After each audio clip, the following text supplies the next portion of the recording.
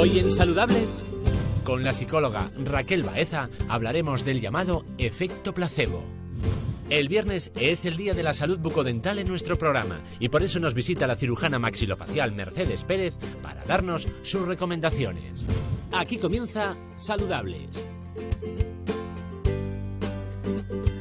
Bienvenidos y bienvenidas una tarde más a Saludables. Tengo aquí en este bol unos frutos rojos excelentes y muy saludables. Frambuesas, de framboise. Sí, c'est comme ça en francés, así en francés. Así que vamos a ver cuáles son las propiedades, beneficios de esta fruta roja tan sumamente saludable, que son estas que aparecen aquí. Contiene flavonoides que reducen el riesgo de enfermedades del corazón. Antioxidantes, previene contra el envejecimiento. Protegen también contra el cáncer. También produce un equilibrio del azúcar en sangre.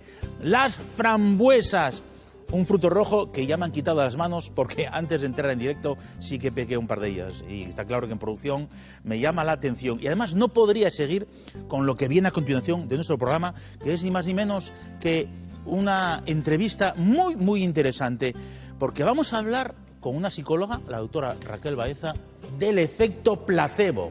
Doña Raquel Baeza, psicóloga del Centro Médico. Buenas tardes, bienvenida. Muy buenas tardes, muchas gracias por invitarme. Bueno, hoy te veo mucho mejor en el sentido de que ya tuviste tu hija sí. y bueno, pues enhorabuena. Muchas gracias. El efecto placebo.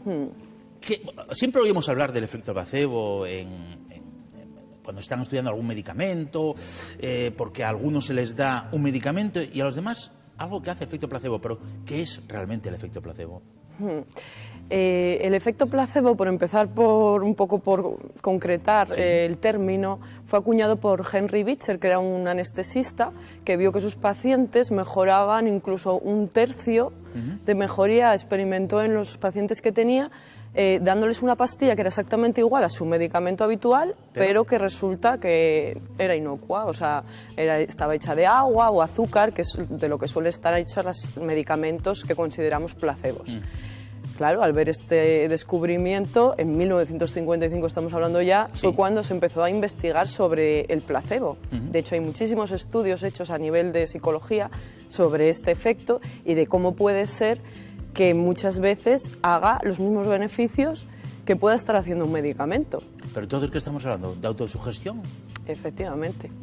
El poder de la mente es infinito y eso está claro.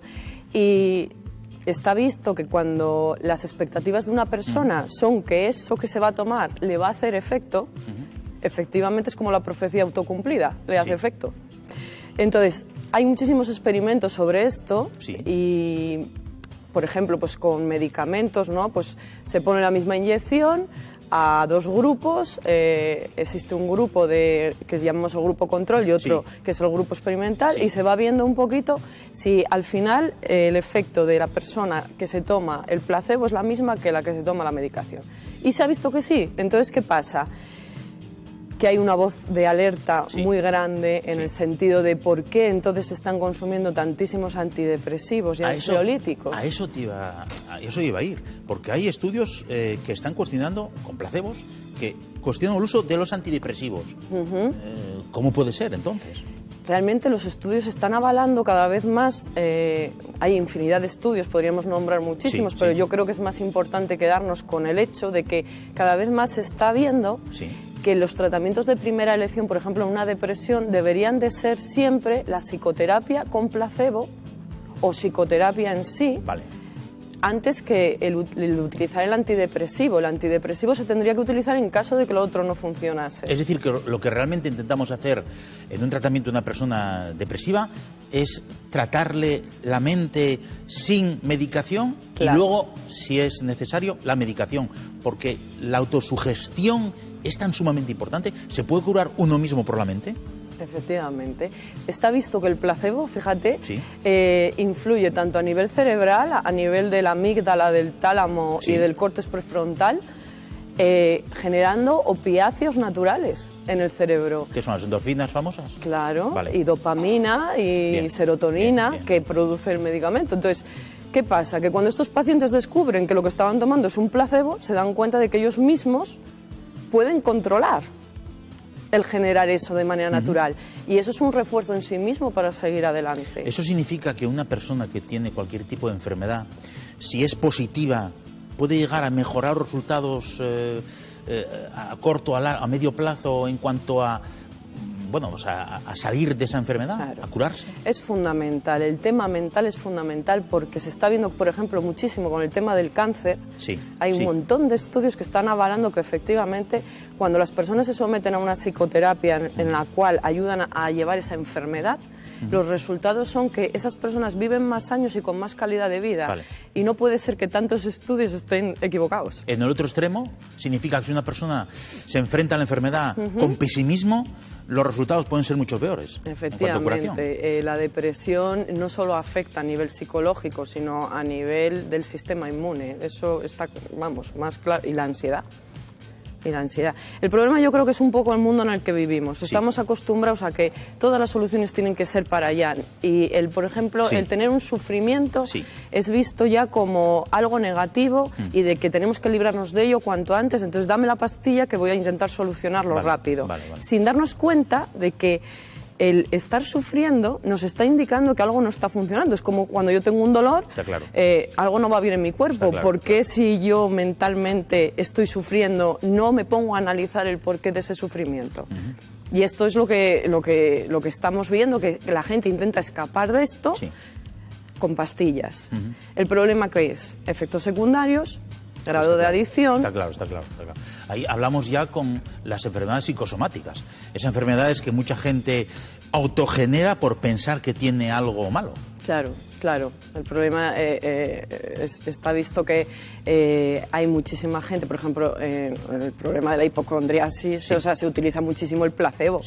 Y las personas, cuando se dan cuenta, intentan argumentar por todos los medios que eso fue de otra manera, pero realmente se dan cuenta de que si me duele aquí hoy y mañana aquí, está claro que algo está fallando a nivel psicológico, está claro. no físico. En la práctica diaria, en la consulta, ¿soléis reforzar al paciente a que deje de tomar medicación y que piense más en curarse, en ser positivo?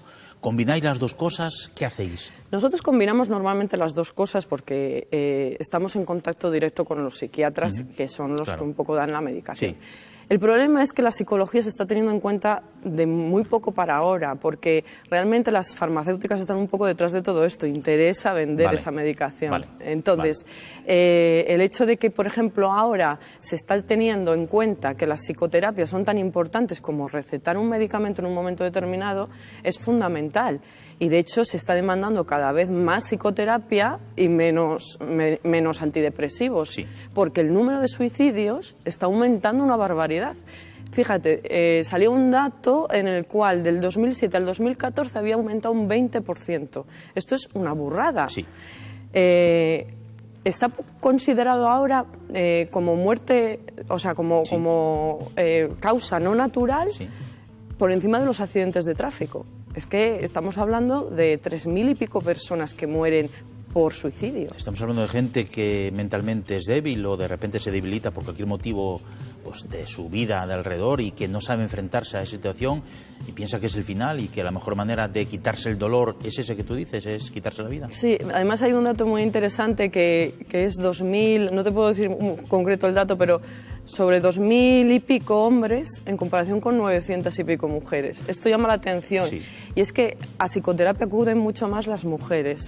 El hecho de hablar del problema, de intentar buscar herramientas de solución, yo creo que es un poco la clave. Cuando el problema te lo enquistas, te lo comes y todos somos susceptibles de pasar por eso y quieres solucionarlo tú mismo porque si no lo ves como un signo de debilidad, es cuando está esas consecuencias tan dramáticas de las que estamos hablando. Pues querida doctora Raquel Baeza, psicóloga del Centro Médico, me da el placer de tenerte aquí. Hombre, a mí yo creo que es muy positiva, eres madre y me imagino además que el mensaje fundamental que acaba de darnos Raquel Baeza es que hay que ser positivo. Positivo, nunca negativo, como decía un entrenador del Barcelona. Querida Raquel, muchísimas gracias. Tendrás que volver para seguir hablándonos de esa especialidad tuya y tan positiva como es la psicología. Gracias, Muchísimas gracias a vosotros por contar conmigo. Gracias.